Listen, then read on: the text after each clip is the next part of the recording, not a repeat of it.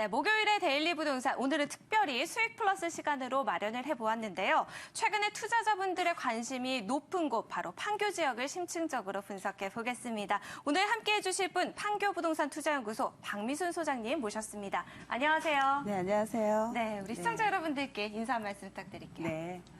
최근에 그 부동산 시장이 침체기에서 벗어나려는 신호가 곳곳에서 나타나고 있습니다. 또 특히 제가 있는 그 판교 현장에서 또 현저히 그 투자자분들이 늘어난 걸 제가 볼 수 있는데요. 오, 예, 네. 그래서 판교의 지역 분석 제가 알차게 준비했고요. 끝까지 채널 고정하셔서 판교 부동산 투자 비법을 챙겨가시기 바랍니다. 네, 최근에 관심이 뜨거운 곳 판교 지역을 심층적으로 분석해 주시고 또 투자 비법까지 알려주신다고 합니다. 이 부분과 관련돼서 혹은 이 부동산 관련해서 궁금한 점 있으신 분들은요. 02-515-0780으로 전화나 문자 활짝 열려 있으니까요. 궁금하신 부분들 모두 문의 주시기 바랄게요. 자, 본격적으로 데일리 부동산 시작하겠습니다. 자, 소장님, 판교의 부동산 투자 비법을 알아보기 전에 이 판교 지역에 대해서 아직도 좀 모르시는 분들을 위해서 어떤 네. 곳인지 좀 개략적으로 저희가 좀 살펴볼게요. 네. 예, 판교는 1976년부터 개발 시점인 2001년까지 그 25년간이나 천혜의 그린벨트로 묶여져 있던 곳을 개발을 했기 때문에 네. 자연 친화적인 도시로 개발이 되었습니다. 둘째로 또 그 분당의 교통 인프라를 이용해서 처음부터 교통의 문제가 없었던 신도시였습니다. 아, 예, 그리고 또 무엇보다도 그 기존의 배드타운형 신도시와는 달리 테크노밸리라고 통칭되는 첨단 업무 시설을 유치하여서 그 도시의 생산 기능이 확보된 자족 도시로 출발을 할 수가 있었습니다. 네, 말씀하신 대로 뭐 장점이 많기 때문에 10년 전에 이 분양 열기가 굉장히 뜨거웠던 기억이 저도 나거든요. 네. 하지만 그 이후로 또 한동안 침체기를 겪기도 했잖아요. 그렇습니다. 지금 투자해도 좋을까요? 사실 그 판교가 2013년도에 네. 단기 침체가 있었습니다만 네. 현재는 그 입주 초기에 그 가격을 완전히 회복을 하였고요. 지금 현재는 강보합세를 유지하고 있습니다. 네. 따라서 그 올해부터 2015년인 내년까지가 그 판교 투자의 최적기라고 저는 생각을 합니다. 네. 그 이유는요, 제가 화면으로 준비를 했는데요. 네. 그 신도시가 그냥 원래 그 한 3년 차, 5년 차가 될 때 네. 신도시 초기 투자 물량들이 좀 쏟아져 나오게 되어 있습니다. 그런 것들이 이미 소화가 됐기 때문에 네. 이제 어떤 그 금배물의 출현이 사실 어렵다라는 점, 이런 것들도 강점이 될 수 있겠고요. 둘째로는 현재는 그 신분당선 판교역이 연결이 되어 있는 상태인데요. 그렇죠. 예, 2015년 이제 여주 이천선이 판교역과 연결이 될 것이고요. 또 2015년 7월에는 국내 최대 규모의 그 현대백화점이 또 입주를 하게 됩니다. 아, 그렇게 되면 경기 남부 상권의 그 핵심 지역으로 대두가 될 것이고요. 네. 또한 그 2015년은 강남의 그 재건축의 이주나 분당의 리모델링이 본격 시작되는 시점이라는 것도 사실 판교에는 강점이 될 것입니다. 네. 무엇보다도 가장 중요한 것은 판교의 그 20만 평 규모의 테크노밸리 내 기업체 입주가 완료되는 시점이 2015년이라는 것이죠. 네. 예, 그렇게 된다면 현재 약 그 테크노밸리 내에 4만 5천 명 정도가 지금 상주하고 있는데요. 2015년에 2천 개 업체, 경기도 추산 16만 명의 그 상주 인구가 그 생기게 됩니다. 네. 예, 그런 것들이 사실 판교에 투자를 하는데 어떤 그 핵심 요소가 되지 않을까 생각을 합니다. 네, 뭐 어느 정도 성숙기에 접어들었기 때문에 안정적인 투자가 가능할 것이라는 생각이 드는데요. 자, 그런데 이제 판교가 입지적으로 어떤 환경에 좀 있는지 살펴보고 싶은데 이 분당과 좀 인접해 있는 곳이죠. 그렇습니다. 네. 이제 판교는 경부고속도로를 기준으로 해서요. 네. 동쪽에는 이제 고밀도의 아파트 밀집 지역으로 개발을 했고요. 또 서쪽으로는 그 저밀도의 친환경적인 그 단독 주택 등을 이렇게 배치를 시켰습니다. 네. 그리고 도로 상황은 강남과 그 15km 내외로 현재는 그 분당 수서간도로나 분당 내곡간도로 또 용인 서울간도로 이렇게 도로들이 이렇게 촘촘히 연결이 되어 있고요. 현재 신분당선 그 판교 역이 개통이 되어 있는 상태입니다. 그렇군요. 판교역을 또 말씀을 해주셨는데 판교역을 중심으로 지금 뭐 상권도 발달을 하고 있고 이 판교 역세권을 좀 집중을 해보자 이런 이야기를 제가 들어봤거든요. 네. 자, 그렇다면 이 역세권 주변을 좀 더 꼼꼼히 살펴봐야 될 텐데 설명 더 부탁드릴게요. 예, 그렇습니다. 이제 판교역은 사실 판교의 심장입니다. 네. 그래서 이제 판교의 그 심장이 뛰기 시작했다라고 이제 말씀을 드릴 수 있는데 판교역 일대를 이제 알파돔 시티라는 사업이 지금 진행이 되고 있어요. 아, 작년에 용산국제업무지구가 무산이 된 이래로 대다수의 프로젝트 파이낸싱 사업들이 모두 자초가 되었는데 유독 판교 알파돔 시티 사업만이 지금 순조로운 진행을 하고 있는 상태입니다. 네.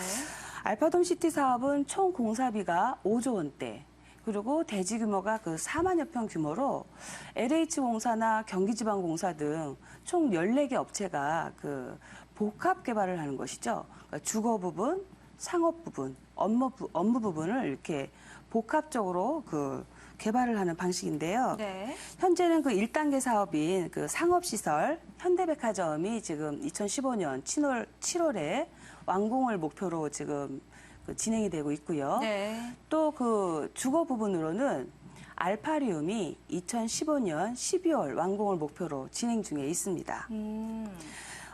지금 지도 사진을 보시면은요, 이게 네. 올 현재 판교 주변을 제가 찍은 건데요. 판교 출구 방향으로, 1번 출구 방향으로는 테크노밸리와 연결을 해서 알파돔 시티와 테크노밸리, 이렇게 지역 개발의 한 축을 이렇게 담당을 하고 있다라고 말씀을 드릴 수 있고요. 네. 또 2번 출구, 3번 출구 방향으로는 배후 아파트 밀집 지역입니다. 이곳은 사실 교통이나 또 학군, 편의시설이 이렇게 밀집되어 있다 보니까 사람들에게 가장 호응도가 높고요. 네. 또 3.3제곱미터당 2,300에서 2,700만 원대의 높은 가격대가 현재 형성이 되어 있습니다. 네, 사실 알파돔 시티 저도 많이 들어봤습니다. 이제 매물을 소개를 해주실 때요, 이 지역 입지여건 말씀하실 때 네. 가장 큰 호재 중에 하나로 알파돔 시티를 꼽으셨는데 네. 코엑스의 4배나 되는 면적에다가 지금 다른 개발 사업들은 좌초가 되고 있는데 계속해서 지금 진행이 되고 있잖아요. 그렇습니다. 굉장히 큰 경쟁력이 아닐 수 없을 것 같은데요. 정확한 지적이신데요. 네. 판교역 4번 출구에 알파리움의 분양 성공이 네. 예라고 제가 말씀을 드릴 수 있습니다. 해당 지역은 2015년도에 알파리움이 이제 입주를 하게 되는데요. 사실 알파리움 주상복합하면 2013년도에 가장 부동산이 침체기에 있을 때 전국 최고의 경쟁률과 또 100% 분양이라는 엄청난 결과를 낳았죠. 네. 사실 2013년도만 해도 중대형이 분양을 한다라는 자체가 전문가들 사이에서조차 미친 짓이다라는 말이 있을 정도였습니다. 그런데 그것이 100% 계약이 되었다라는 것은 하나의 사건이다라고 말씀을 드릴 수 놀라운 있겠습니다. 일이었겠죠. 네. 예. 실제로 지난달 15일에 특별한 이유가 있어서 계약을 못하게 된 6개 호수에 대한 청약이 있었습니다. 네. 특별한 공고가 없었고요. 홈페이지에 게시를 했었는데 무려 500대 1이라는 엄청난 결과를 낳았습니다. 네. 사실 판교에서 공급되는 이제 마지막 아파트이고요. 또 도곡동의 타워팰리스나 분당의 파크뷰처럼 사실 판교의 랜드마크 아파트로서 이제 두각을 나타낼 것이다라는 그런 강점이 소비자들에게 어필을 한 것 같습니다. 그렇군요. 특별한 공고를 내지도 않았는데 네. 500대 1의 경쟁률을 기록했다니 정말 대단한데요. 이렇게 이곳에 투자자분들이 좀 몰리는 이유 어떤 것들이 있을까요? 네. 사실 알파리움은 네. 알파돔 시티 사업의 일부분인데요. 네. 알파돔 시티는 판교역을 중심으로 해서 체계적인 컨셉을 가지고 주거 또 문화, 상업, 업무 지역을 네. 복합 개발하는 것이죠. 근데 그곳에다가 판교만의 어떤 문화를 넣어서 판교 스타일로 개발을 하겠다라는 것이고요. 네. 지금 그것이 이제 순차적으로 진행이 되고 있는 중입니다. 사실 부동산 시장이 이제 어려울수록 시장은 그 선별적으로 움직인다라는 게 대다수의 그 전문가들의 견해인데요. 네.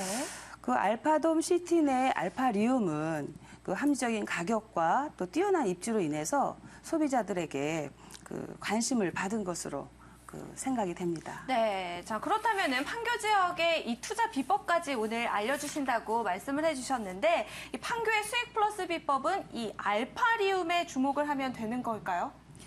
네, 그렇습니다. 네. 이제 우리가 그 알파리움에 주목을 하는 이유는 네. 그 뛰어난 입지와 그 합리적인 가격 때문이라고 제가 말씀을 드릴 수 있는데요. 네. 판교역 주변에 그 주변 배후 아파트 단지와 비교를 좀 해보면요.